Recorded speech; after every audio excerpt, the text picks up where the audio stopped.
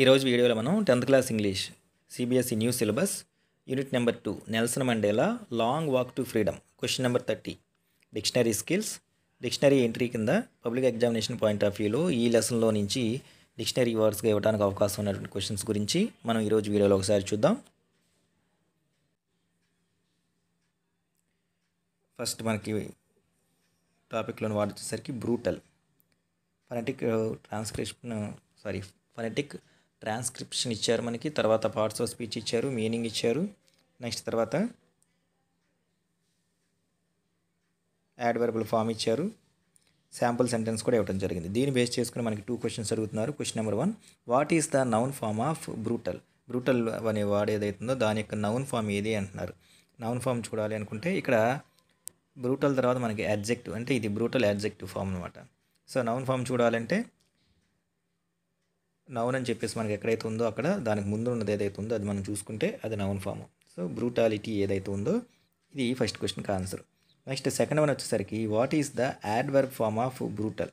ఈ బ్రూటల్ ఏదైతే ఉందో దాని యొక్క యాడ్వర్బల్ ఫామ్ ఏదైతే ఉందో యాడ్వర్బ్ ఏదైతే ఉందో అది రాయండి అని చెప్పేసి అంటున్నారు. యాడ్వర్బల్ ఫామ్ చూడాలి అంటే ఏడీవీ అని చెప్పేసి మనకి ఎక్కడైతే ఉందో అది చూస్తాము. ఏడీవీ ఇక్కడ ఉంది. సో దానికి ముందు ఉన్నదే మనకి యాడ్వర్బల్ ఫామ్ అవుతుంది. Brutally, BRUTALLY. ఈ విధంగా ఈ 2 క్వశ్చన్లకు మనం ఆన్సర్ చేయొచ్చు.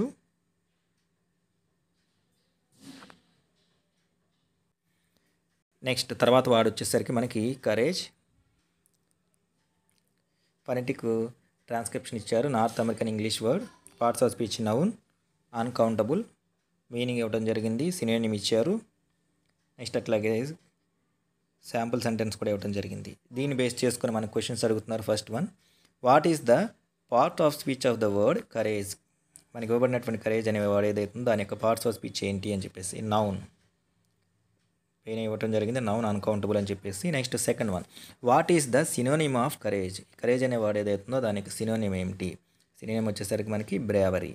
సో సెకండ్ క్వశ్చన్ ఆన్సర్ వచ్చేసరికి బ్రేవరీ. ఈ విధంగా 2 క్వశ్చన్స్ రాయొచ్చు. నెక్స్ట్ తర్వాత defy, parts of speech verb, phonetic transcription ఇచ్చారు. నెక్స్ట్ అట్లాగే మీనింగు, శాంపుల్ సెంటెన్స్ ఇవ్వడం జరిగింది.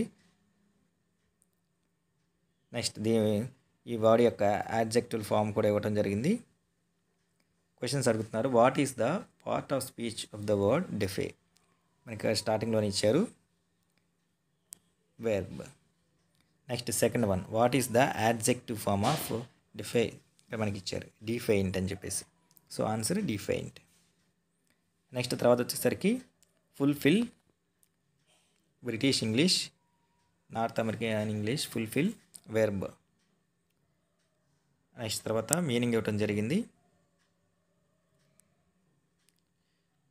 నౌన్ ఫామ్ కూడా ఇవ్వడం జరిగింది, శాంపుల్ సెంటెన్స్ ఇవ్వడం జరిగింది. దీన్ని బేస్ చేసుకుని క్వశ్చన్స్ అడుగుతున్నారు, what is the part of speech of the word fulfil? Fulfil అనే వర్డ్ ఏ భాషా భాగానికి చెందింది? ఏంటంటే verb. So first question answer మనకి వెర్బ్.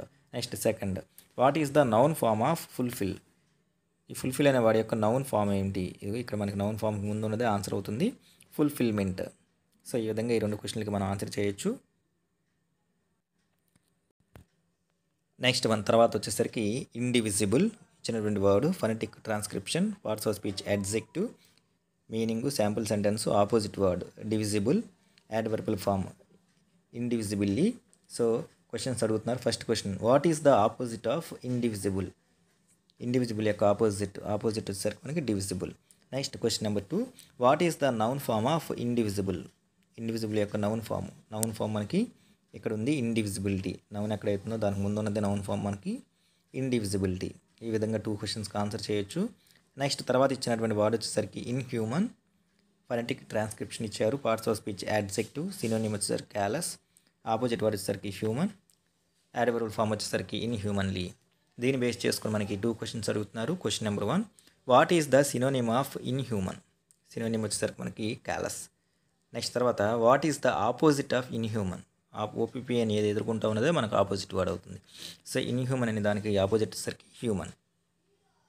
నెక్స్ట్ తర్వాత 7th వన్ వచ్చేసరికి అప్రెస్, పార్ట్స్ ఆఫ్ స్పీచ్ ఇచ్చారు, వెర్బ్, ఫనెటిక్ ట్రాన్స్క్రిప్షన్ ఇచ్చారు, మీనింగ్ ఇచ్చారు, నౌన్ ఫామ్ ఇచ్చారు, సినోనిమ్ ఇచ్చారు.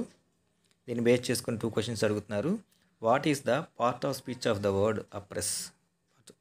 పార్ట్ ఆఫ్ స్పీచ్ వచ్చేసరికి verb. So answer verb. What is the noun form of oppress? Noun form వచ్చేసరికి noun అనేది ఏదైతే దానికి ముందే అప్రెషన్. సో ఆన్సర్ వచ్చేసరికి అప్రెషన్. నెక్స్ట్ తర్వాత వచ్చేసరికి రెసిలియన్స్.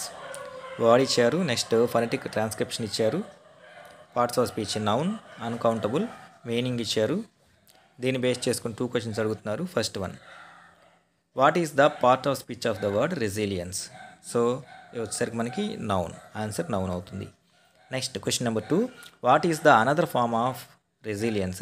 రెసిలియన్స్ అనే వర్డ్ ఏదైతే ఉందో దాని యొక్క అనదర్ ఫామ్ ఏమిటి అని చెప్పేసి అంటున్నారు. అనదర్ ఫామ్ వచ్చేసరికి మనకి బ్రాకెట్లు ఇవ్వడం జరిగింది. ఆల్సో లెస్ ఫ్రీక్వెంట్, రెసిలియన్సీ అని చెప్పేసి. సో ఇది అనదర్ ఫామ్ అవుతుంది. ఆన్సర్ వచ్చేసరికి రెసిలియన్సీ. ఇవి మనకి second unit Nelson Mandela long walk to freedom ఈ టాపిక్లో పబ్లిక్ ఎగ్జామినేషన్ పాయింట్ ఆఫ్ వ్యూలో క్వశ్చన్ నెంబర్ 30 డిక్షనరీ స్కిల్స్ భాగంగా డిక్షనరీ ఎంట్రీగా ఇవ్వడానికి అవకాశం ఉన్నటువంటి వర్డ్స్. ఐ హోప్ మీ అందరికీ కూడా అర్థమై ఉంటుందని అనుకుంటున్నా. ఛానల్ కనుక ఎవరైనా మొదటిసారి చూస్తుంటే ఛానల్ని సబ్స్క్రైబ్ చేసుకోండి. అట్లాగే వీడియో కనుక నచ్చితే లైక్ చేయండి, మీ ఫ్రెండ్స్కి షేర్ చేయండి. ఇంకో మంచి వీడియోలో ఇంకొక మంచి టాపిక్తో మళ్ళీ కలుద్దాం. అప్పటి వరకు take care, have a good day.